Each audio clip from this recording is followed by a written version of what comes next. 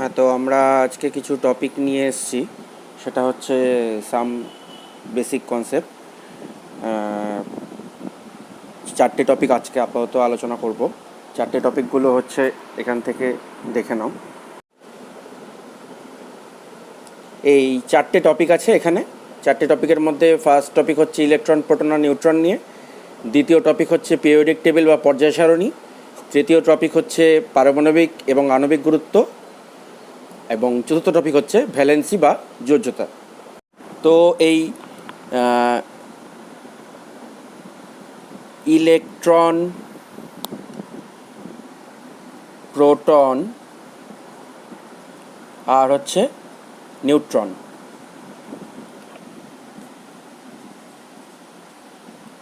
Electron,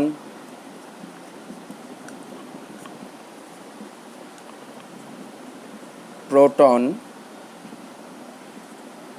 হাতের লেখার জন্য খুব দুঃখিত।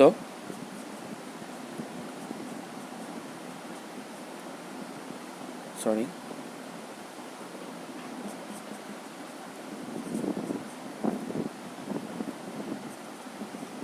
নিউট্রন, একে ডিনোট করা হয় ই দিয়ে। এর চার্জ -1, ভর সংখ্যা 0। প্রোটনের +1, 1। নিউট্রনের চার্জ 0, ভর সংখ্যা 1। এই হচ্ছে ইলেকট্রন, প্রোটন, নিউট্রন।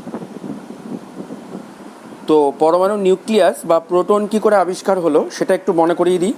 ছোটোবেলায় পড়েছিলে সবাই যে একটা সোনার পাত নেওয়া হয়েছিল। সোনার পাতের মধ্যে দিয়ে আলফা কণা, একটু ক্যামেরাটা উপরে করে নিই।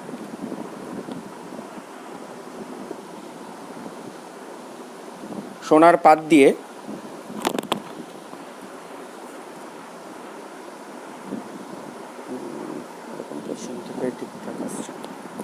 ঠিক আছে, সোনার পাত দিয়ে এরকম আলফা কণা এভাবে পাঠানো হয়েছিল।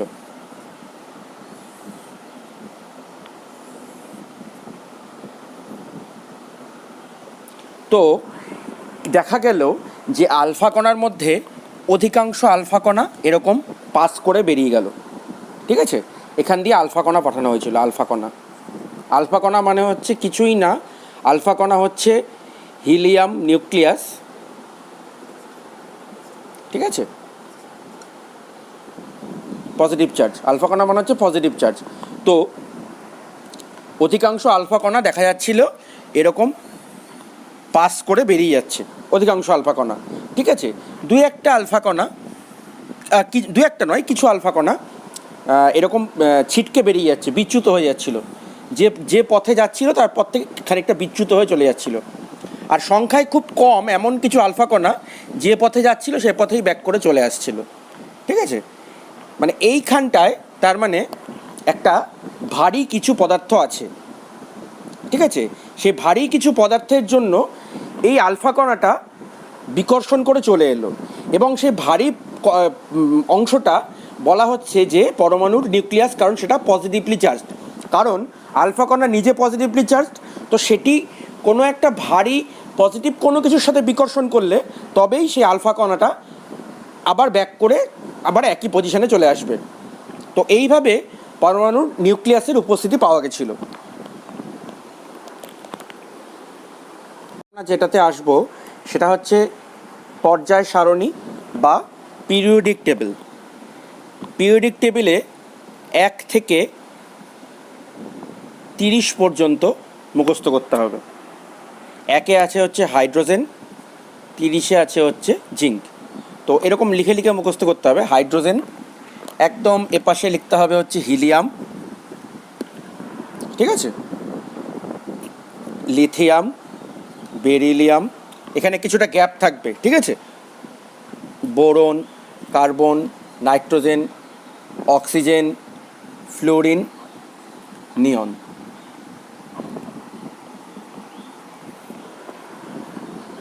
দেখা যাচ্ছে পুরোটা?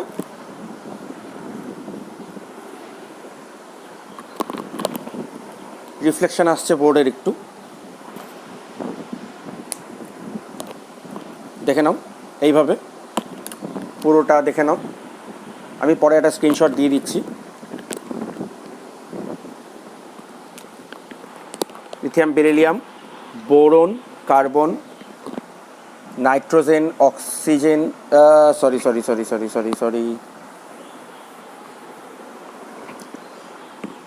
Sodium, magnesium, aluminium, silicon, phosphorus, sulphur, chlorine, argon, potassium, calcium, scandium, titanium, vanadium, chromium, manganese, iron, cobalt, nickel, copper, zinc.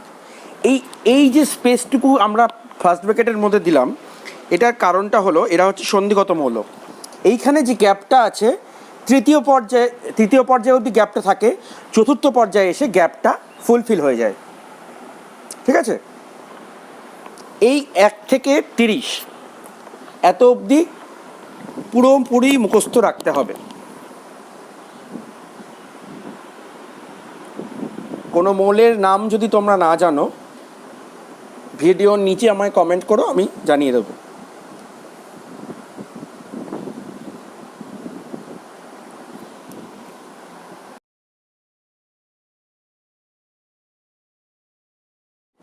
এরপরে যেটা আসছে সেটা হচ্ছে পারমাণবিক গুরুত্ব।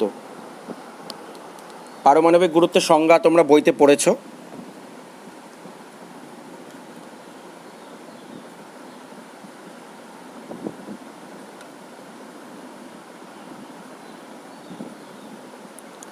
পারমাণবিক গুরুত্বটা হচ্ছে কিছুই না, কোনো মৌল একটা হাইড্রোজেন পরমাণুর তুলনায় যত গুণ ভারী, সেই তুলনামূলক ওজনটাকে বলা হয় তার পারমাণবিক গুরুত্ব। তো ঘটনাটা হচ্ছে অ্যাকচুয়ালি কোনো মৌলের তো আসল যে ভর সেটা নিয়ে আমরা কাজ করতে পারবো না। তা আমরা পরীক্ষাগারে, রসায়নগারে কাজ করার জন্য আমরা একটা তুলনামূলক ভর বের করে নিয়েছি, যেটা হচ্ছে হাইড্রোজেনটাকে বেস ধরা হয়, হাইড্রোজেনটাকে সবচেয়ে কম ধরা হয়, যেহেতু হাইড্রোজেনের পরমাণু ক্রমাঙ্ক সবচেয়ে কম। ঠিক আছে, তো এই পারমাণবিক গুরুত্বগুলো হলো বিভিন্ন মৌলের ক্ষেত্রে বিভিন্ন হয়। হাইড্রোজেনের ক্ষেত্রে যেটা ধরা হয় 1 অথবা 1.008, 1 ধরলেও কোনো ভুল নেই, এটাও ঠিক। আচ্ছা, হাইড্রোজেন গেল, এরকম আরও কিছু কিছু মৌলের যেগুলো মুখস্থ রাখতে হবে। অক্সিজেনের হচ্ছে 16, অক্সিজেনের প্রোটন হচ্ছে 8টা, এর ভর সংখ্যা হচ্ছে 16। ঠিক আছে, নাইট্রোজেনের, এখানে ভর সংখ্যা না লিখলেও চলে, ভর সংখ্যার সাথে যদিও কিছু ম্যাটার করে না। নাইট্রোজেনের হচ্ছে 7, এখানে 14 পারমাণবিক গুরুত্ব। তো এরকমই কার্বনের 12। ঠিক আছে, তো এইগুলো গেল হচ্ছে পারমাণবিক গুরুত্ব। আরও কিছু কিছু পারমাণবিক গুরুত্ব আছে, যেমন সোডিয়ামের 23। ঠিক আছে, এগুলো অঙ্ক করতে করতে আমরা দেখে নেব, যখন ভিতরে ডিটেলসে ঢুকবো তখন আমরা ভিতর থেকে দেখে নেব। তো আরও কিছু লিখে দেওয়া যায়, সালফারের 32, ফসফরাসের 31, এই কটাই লাগে মোটামুটি, দেখে নাও সবাই পারমাণবিক গুরুত্ব। এই পারমাণবিক গুরুত্বগুলো খাতায় লিখে নাও। ঠিক আছে, তো এরপরেই চলে আসবো আমরা আণবিক গুরুত্বতে।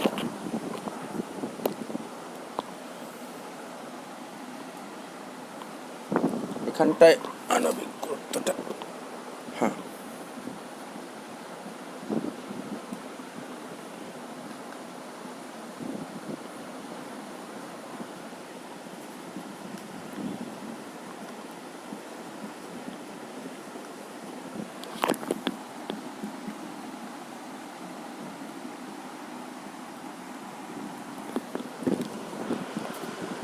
আণবিক গুরুত্ব যেমন, আচ্ছা, আণবিক গুরুত্ব বলতে প্রথমে আমরা মৌলের আণবিক গুরুত্ব দেখব। যে সকল মৌলগুলো হাইড্রোজেন, অক্সিজেন, নাইট্রোজেন, এরা দ্বিপারমাণবিক, অর্থাৎ এদের পরমাণু H, যেমন হাইড্রোজেনের পরমাণু হচ্ছে H আর হাইড্রোজেনের অণু হচ্ছে H2, অক্সিজেনের ক্ষেত্রে অণু হচ্ছে O2, নাইট্রোজেনের ক্ষেত্রে অণু হচ্ছে N2, বাট কার্বনের আলাদা করে কিছু নেই, সোডিয়ামের আলাদা করে কিছু নেই। ঠিক আছে, এদের অণু পরমাণু একই হয়। ঠিক আছে, তো যাদের অণু আর পরমাণু আলাদা, যেমন হাইড্রোজেন, নাইট্রোজেন, অক্সিজেন, যারা দ্বিপারমাণবিক অণু, দ্বি অথবা ত্রিপারমাণবিক,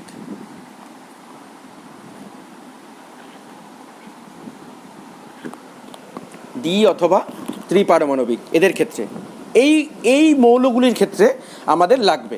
তো হাইড্রোজেনের দুটো পরমাণু মিলে একটা অণু, তাহলে তাহলে এর 2 দিয়ে গুণ করতে হবে পারমাণবিক গুরুত্বকে, তাহলে 2 গুণ 1, ঠিক আছে, ইজ ইকুয়াল টু 2। অক্সিজেনের হচ্ছে দুটো পরমাণু একটা অণুর মধ্যে, তাহলে 2 গুণ 16, 32। নাইট্রোজেনের 2 গুণ তাহলে কত হবে, নাইট্রোজেনের আছে হচ্ছে 14। এগুলো তো অ্যাপ্লিকেবল নয়। তো এই গেল হচ্ছে মৌলের পারমাণবিক এবং আণবিক গুরুত্ব।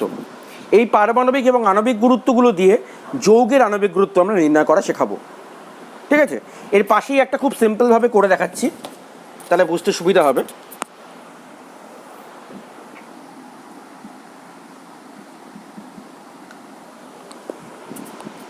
ঠিক আছে, এইবার হচ্ছে যৌগের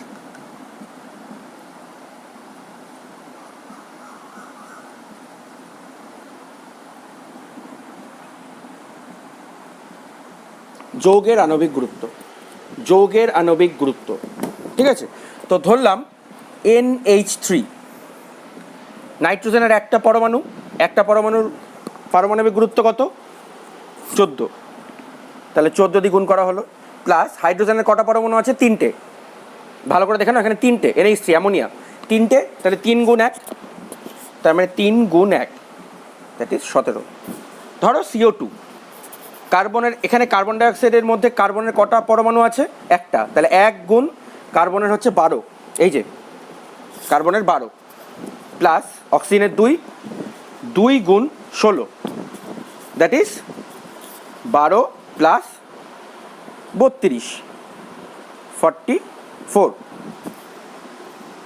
ঠিক আছে, এবার আরও কিছু বড় বড় যৌগের আণবিক গুরুত্ব আমরা নির্ণয় করব। হ্যাঁ, তো আমরা যেখানে ছিলাম, এবার হচ্ছে কিছু বড় যৌগ, যেমন ধরলাম H2SO4, এখানে হাইড্রোজেন আছে দুটো পরমাণু, তাহলে 2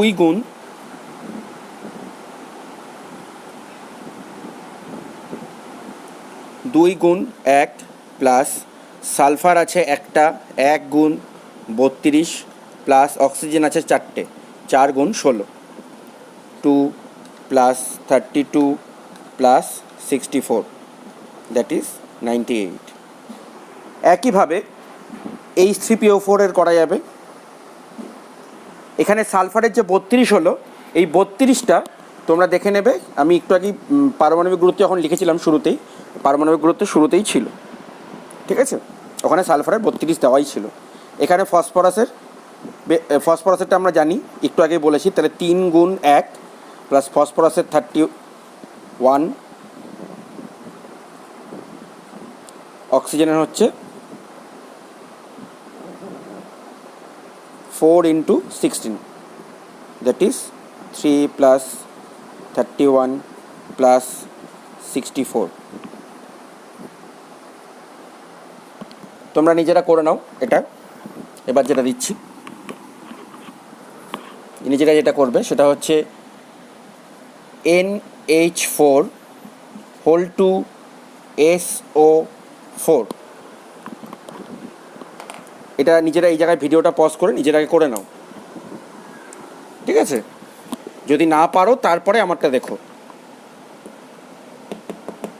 ঠিক আছে, দেখো এখানে নাইট্রোজেন আছে, এখানে হোল 2 দেওয়া আছে, তার মানে এই টোটালটার হোল 2, মানে 2 দিয়ে গুণ করতে হবে। তা নাইট্রোজেন এখানে কত আছে, 1, এখানে কিছু না থাকা মানে 1, তাহলে 1 গুণ 2 দিলে হবে হচ্ছে 2টো নাইট্রোজেনের অণু, তাহলে 2 গুণ 14 প্লাস এখানে 4 দুগুণে 8টা হাইড্রোজেন, তাহলে 8 × 1, 4 দুগুণে 8টা, বোঝা গেল তো এখানটায়, প্লাস সালফারের একটা পরমাণু 32 প্লাস অক্সিজেনের 4, এখানে 1 × 32 লেখা হলো না, মানে 1 গুণ 32 বা 1 × 32 লেখা হয়নি, তার কারণটা হচ্ছে এখানে একটা না লিখলেও চলে।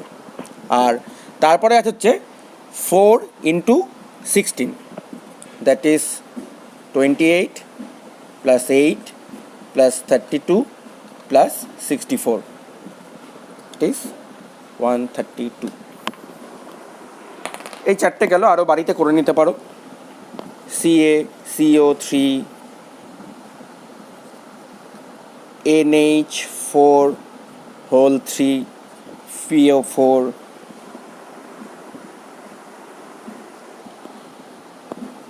NH4Cl, এগুলো বাড়িতে করে নিতে পারো যদি কোনোটার পারমাণবিক গুরুত্ব না জানো। বইতে রয়েছে, যদি তাও না খুঁজে পাও আমাকে বলো, আমি কমেন্টে বলে দেবো। সেটা হচ্ছে যোজ্যতা। যোজ্যতাটা কীরকম জিনিস? যোজ্যতা বা ভ্যালেন্সি, যোজ্যতা বা ভ্যালেন্সি এটা কীরকম জিনিস? যোজ্যতা হচ্ছে কোনো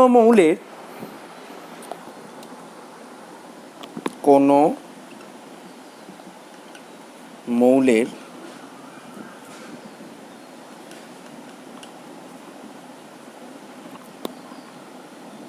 একটি পরমাণু যত সংখ্যক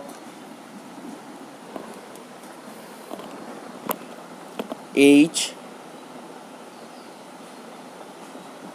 পরমাণুর সাথে যুক্ত হয়। এখানটায় H এর পরিবর্তে আমরা Cl ব্যবহার করতে পারি, দুটোই ব্যবহার করা যায়। দেখে নাও ভালো করে, কোনো মৌলের একটি পরমাণু যত সংখ্যক H পরমাণুর সাথে যুক্ত হয়, এখানে H অথবা Cl দুটোই ব্যবহার করা যায়। তো দেখে নিই ব্যাপারটা কীরকম। যে ধরলাম H2O, তাহলে এখানে হাইড্রোজেনের দুটো পরমাণুর সাথে অক্সিজেনের একটা পরমাণু যুক্ত হয়েছে। এক পরমাণু অক্সিজেন প্লাস 2 পরমাণু হাইড্রোজেন, তার মানে অক্সিজেনের যোজ্যতা হচ্ছে 2।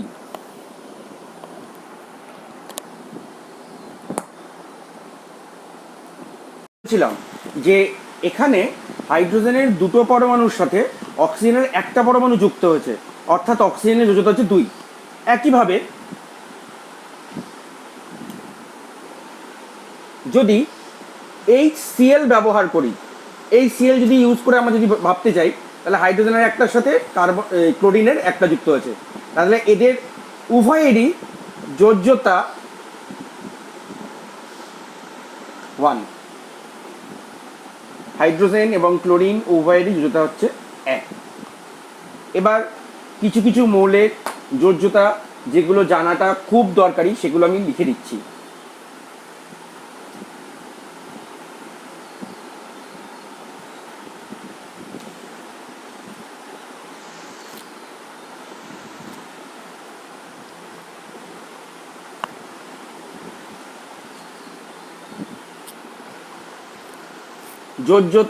যোজ্যতার টেবিল তৈরি করেছি, তো সবাই এখান থেকে দেখে নাও। ঠিক আছে, 1 2 3 4 5, ঠিক আছে, 5 পর্যন্ত। 1 2 3 4 5, এই 5টা যোজ্যতার মধ্যে মোটামুটি আপাতত এটুকু মনে রাখলেই হবে। বাকি যদি কিছু লাগে আমি পরে বলে দেবো, তাতে কোনো অসুবিধা হবে না। আপাতত এটুকু মাথায় রাখলেই হবে। ঠিক আছে, এখানটায় আর একটা যোগ করতে হবে, that is potassium.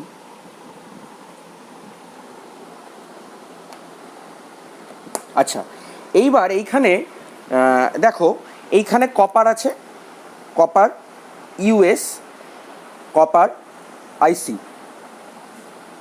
Cuprous cupric. কপারের দুটো যোজ্যতা হয়, ঠিক আছে, কপার, মার্কারি, আয়রন। এ দেখো, মার্কারির 1 আছে, 2ও আছে, 2টা এখানে লেখা হয়নি, মার্কারির এখানে 2ও হবে। মার্কিউরাস আর মার্কিউরিক। তো আয়রনের 2 আছে, আয়রনের 3 আছে।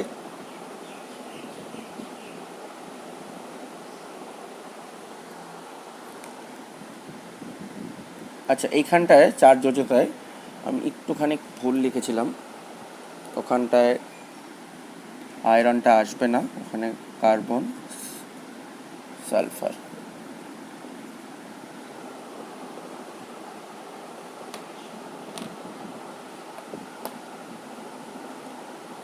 তো এইটুকু আপাতত মাথায় রাখলেই হবে।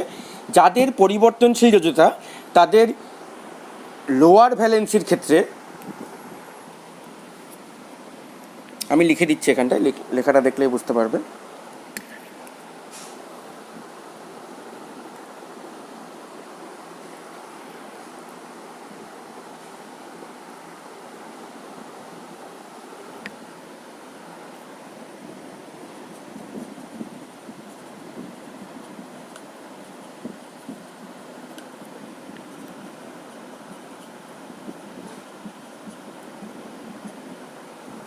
পরিবর্তনশীল যোজ্যতায় কি হয়,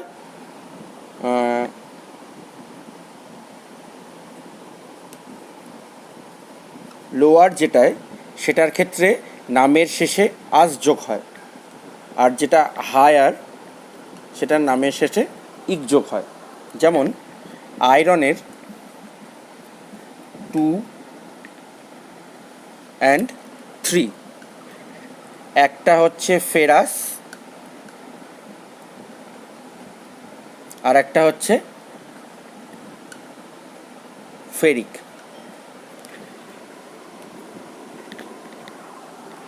ফেরাস, ফেরিক।